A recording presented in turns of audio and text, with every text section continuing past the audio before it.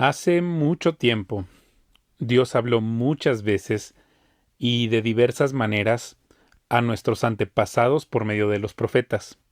Y ahora, en estos últimos días, nos ha hablado por medio de su Hijo. Dios le prometió todo al Hijo como herencia y mediante el Hijo creó el universo. El Hijo irradia la gloria de Dios y expresa el carácter mismo de Dios, y sostiene todo con el gran poder de su palabra. Después de habernos limpiado de nuestros pecados, se sentó en el lugar de honor a la derecha del majestuoso Dios en el cielo. Esto demuestra que el Hijo es muy superior a los ángeles, así como el nombre que Dios le dio es superior al nombre de ellos. Pues Dios nunca le dijo a ningún ángel lo que le dijo a Jesús: Tú eres mi Hijo, hoy he llegado a ser tu Padre. Dios también dijo: Yo seré su Padre y él será mi Hijo. Además, cuando trajo a su Hijo Supremo al mundo, Dios dijo: Que lo adoren todos los ángeles de Dios. Pero con respecto a los ángeles, Dios dice: Él envía a sus ángeles como los vientos y a sus sirvientes como llamas de fuego. Pero al Hijo le dice: Tu trono, oh Dios, permanece por siempre y para siempre. Tú gobiernas con cetro de justicia. Amas la justicia y odias la maldad.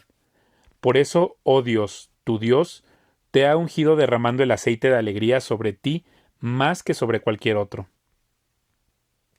También le dice al Hijo: Señor, en el principio echaste los cimientos de la tierra y con tus manos formaste los cielos. Ellos dejarán de existir, pero tú permaneces para siempre. Ellos se desgastarán como ropa vieja. Los doblarás como un manto y los desecharás como ropa usada. Pero tú eres siempre el mismo. Tú vivirás para siempre. Además, Dios nunca le dijo a ninguno de los ángeles: Siéntate en el lugar de honor a mi derecha, hasta que humille a tus enemigos y los ponga por debajo de tus pies. Por lo tanto, los ángeles solo son sirvientes, espíritus enviados para cuidar a quienes heredarán la salvación. Así que debemos prestar mucha atención a las verdades que hemos oído. No sea que nos desviemos de ellas, pues el mensaje que Dios transmitió mediante los ángeles se ha mantenido siempre firme, y toda infracción de la ley y todo acto de desobediencia recibió el castigo que merecía. Entonces, ¿qué nos hace pensar que podemos escapar si descuidamos esta salvación tan grande que primeramente fue anunciada por el mismo Señor Jesús y luego nos fue transmitida por quienes lo oyeron hablar? Además, Dios confirmó el mensaje mediante señales, maravillas, diversos milagros y dones del Espíritu Santo según su voluntad. Es más, no son los ángeles quienes gobernarán el mundo futuro del cual hablamos, porque en cierto lugar las Escrituras dicen: ¿Qué son los simples mortales para que pienses en ellos, o el Hijo del Hombre para que te preocupes por él? Sin embargo, lo hiciste un poco menor que los ángeles y lo coronaste de gloria y honor.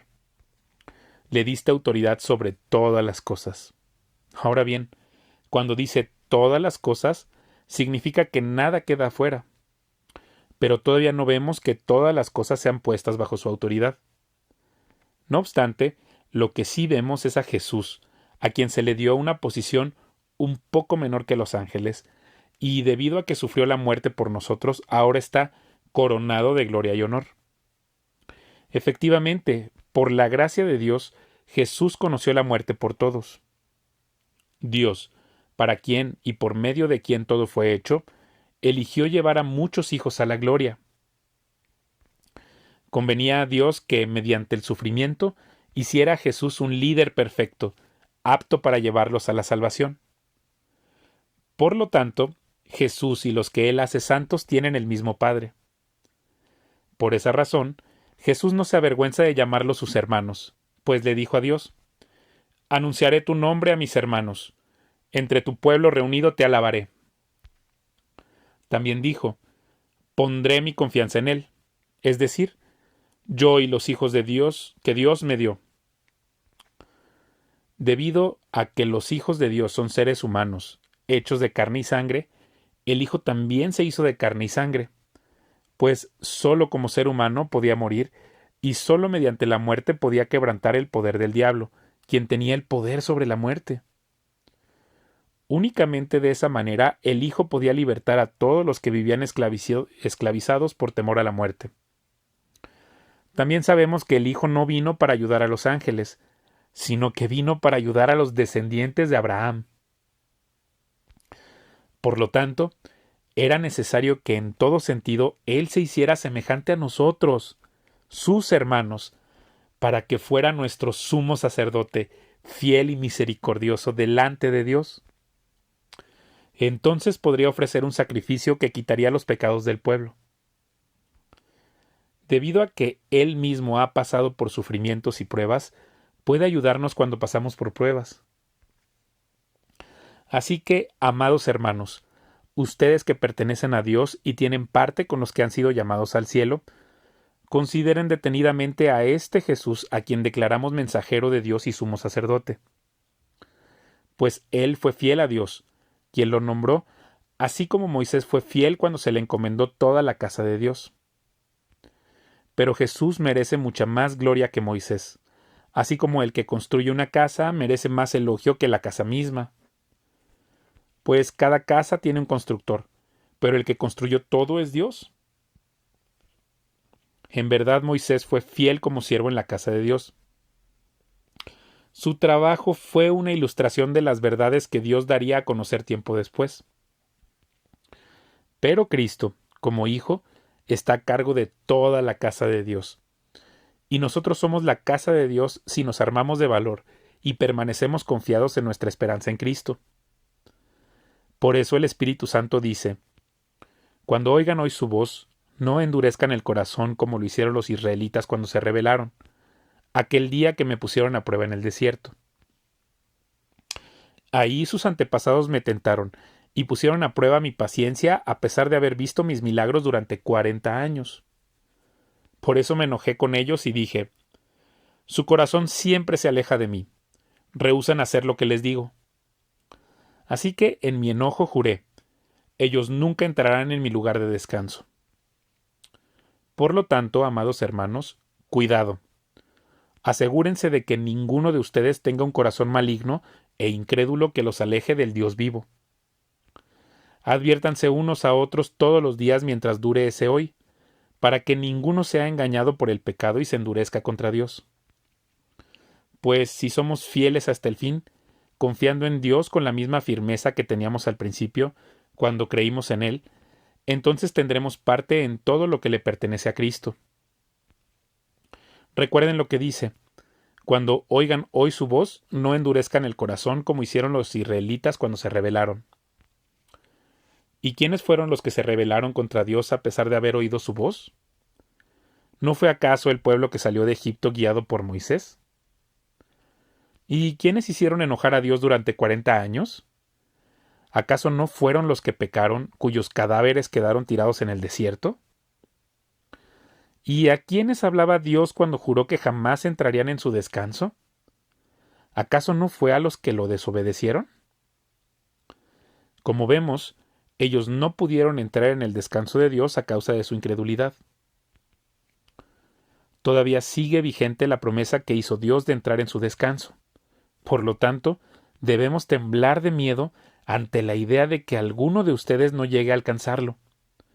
Pues esta buena noticia del descanso que Dios ha preparado se nos ha anunciado tanto a ellos como a nosotros, pero a ellos no les sirvió de nada porque no tuvieron la fe de los que escucharon a Dios. Pues solo los que creemos podemos entrar en su descanso. En cuanto a los demás, Dios dijo: en mi enojo juré, ellos nunca entrarán en mi lugar de descanso. Si bien ese descanso está preparado desde que Él hizo el mundo. Sabemos que está preparado debido al pasaje en las Escrituras que menciona el séptimo día. En el séptimo día Dios descansó de todo su trabajo. Pero en el otro pasaje Dios dijo: nunca entrarán en mi lugar de descanso. Así que el descanso de Dios está disponible para que la gente entre, pero los primeros en oír esta buena noticia no entraron porque desobedecieron a Dios. Entonces Dios fijó otro tiempo para entrar en su descanso, Y ese tiempo es hoy. Lo anunció mucho más tarde por medio de David en las palabras que ya se han citado. Cuando oigan hoy su voz, no endurezcan el corazón. Ahora bien, si Josué hubiera logrado darles ese descanso, Dios no habría hablado de otro día de descanso aún por venir. Así que todavía hay un descanso especial en espera para el pueblo de Dios, pues todos los que han entrado en el descanso de Dios han descansado de su trabajo, tal como Dios descansó del suyo después de crear el mundo. Entonces hagamos todo lo posible por entrar en ese descanso, pero si desobedecemos a Dios, como lo hizo el pueblo de Israel, caeremos. Pues la palabra de Dios es viva y poderosa, es más cortante que cualquier espada de dos filos, penetra entre el alma y el espíritu, entre la articulación y la médula del hueso. Deja al descubierto nuestros pensamientos y deseos más íntimos. No hay nada en toda la creación que esté oculto a Dios. Todo está desnudo y expuesto ante sus ojos, y es a Él a quien rendimos cuentas. Por lo tanto, ya que tenemos un gran sumo sacerdote que entró en el cielo, Jesús, el Hijo de Dios, aferrémonos a lo que creemos. Nuestro sumo sacerdote comprende nuestras debilidades, porque enfrentó todas y cada una de las pruebas que enfrentamos nosotros. Sin embargo, Él nunca pecó. Así que acerquémonos con toda confianza al trono de la gracia de nuestro Dios. Ahí recibiremos su misericordia y encontraremos la gracia que nos ayudará cuando más lo necesitemos. Todo sumo sacerdote es un hombre escogido para representar a otras personas en su trato con Dios. Él presenta a Dios las ofrendas de esas personas y ofrece sacrificios por los pecados. Y puede tratar con paciencia a los ignorantes y descarriados porque él también está sujeto a las mismas debilidades. Por esa razón debe ofrecer sacrificios tanto por sus propios pecados como por los del pueblo. Y nadie puede llegar a ser sumo sacerdote solo porque desee tener ese honor. Tiene que ser llamado por Dios para ese trabajo, como sucedió con Aarón. Por eso, Cristo no se honró a sí mismo haciéndose sumo sacerdote, sino que fue elegido por Dios, quien le dijo: Tú eres mi hijo, hoy he llegado a ser tu padre. Y en otro pasaje Dios le dijo: Tú eres sacerdote para siempre, según el orden de Melquisedec. Mientras estuvo aquí en la tierra, Jesús ofreció oraciones y súplicas con gran clamor y lágrimas al que podía rescatarlo de la muerte. Y Dios oyó sus oraciones por la gran reverencia que Jesús le tenía. Aunque era hijo de Dios, Jesús aprendió obediencia por las cosas que sufrió. De ese modo, Dios lo hizo apto para ser el sumo sacerdote perfecto, y Jesús llegó a ser la fuente de salvación eterna para todos los que le obedecen. Y Dios lo designó sumo sacerdote según el orden de Melquisedec. Nos gustaría decir mucho más sobre este tema, pero es difícil de explicar, sobre todo porque ustedes son torpes espiritualmente y tal parece que no escuchan. Hace tanto que son creyentes que ya deberían estar enseñando a otros. En cambio, necesitan que alguien vuelva a enseñarles las cosas básicas de la palabra de Dios. Son como niños pequeños que necesitan leche y no pueden comer alimento sólido. Pues el que se alimenta de leche sigue siendo bebé y no sabe cómo hacer lo correcto. El alimento sólido es para los que son maduros, los que a fuerza de práctica están capacitados para distinguir entre lo bueno y lo malo.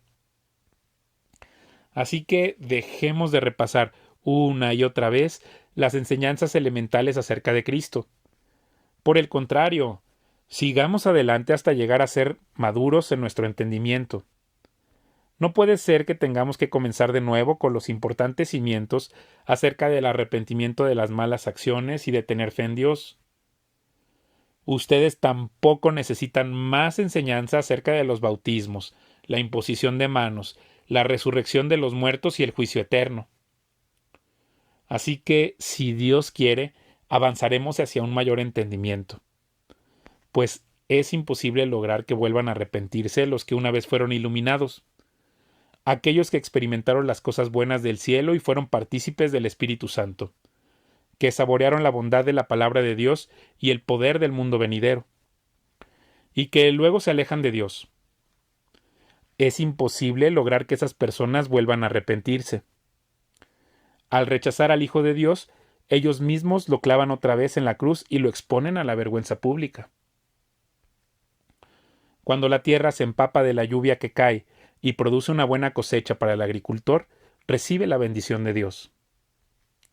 En cambio, el campo que produce espinos y cardos no sirve para nada. El agricultor no tardará en maldecirlo y quemarlo. Queridos amigos, aunque hablamos de este modo, no creemos que esto se aplique a ustedes. Estamos convencidos de que ustedes están destinados para cosas mejores, las cuales vienen con la salvación. Pues Dios no es injusto. No olvidará con cuánto esfuerzo han trabajado para Él y cómo han demostrado su amor por Él, sirviendo a otros creyentes como todavía lo hacen. Nuestro gran deseo es que sigan amando a los demás mientras tengan vida, para asegurarse de que lo que esperan se hará realidad. Entonces no se volverán torpes ni indiferentes espiritualmente. En cambio, seguirán el ejemplo de quienes, gracias a su fe y perseverancia, heredarán las promesas de Dios. Por ejemplo, estaba la promesa que Dios le hizo a Abraham. Como no existía nadie superior a Dios por quien jurar, Dios juró por su propio nombre, diciendo: «Ciertamente te bendeciré y multiplicaré tu descendencia hasta que sea incontable». Entonces Abraham esperó con paciencia y recibió lo que Dios le había prometido. Ahora bien, cuando las personas hacen un juramento, invocan a alguien superior a ellas para obligarse a cumplirlo. Y no cabe ninguna duda de que ese juramento conlleva una obligación. Dios también se comprometió mediante un juramento para que los que recibieran la promesa pudieran estar totalmente seguros de que Él jamás cambiaría de parecer. Así que Dios ha hecho ambas cosas, la promesa y el juramento. Estas dos cosas no pueden cambiar porque es imposible que Dios mienta. Por lo tanto, los que hemos acudido a Él en busca de refugio podemos estar bien confiados, aferrándonos a la esperanza de que está delante de nosotros. Esta esperanza es un ancla firme y confiable para el alma. Nos conduce a través de la cortina al santuario interior de Dios. Jesús ya entró ahí por nosotros. Él ha llegado a ser nuestro eterno sumo sacerdote, según el orden de Melquisedec.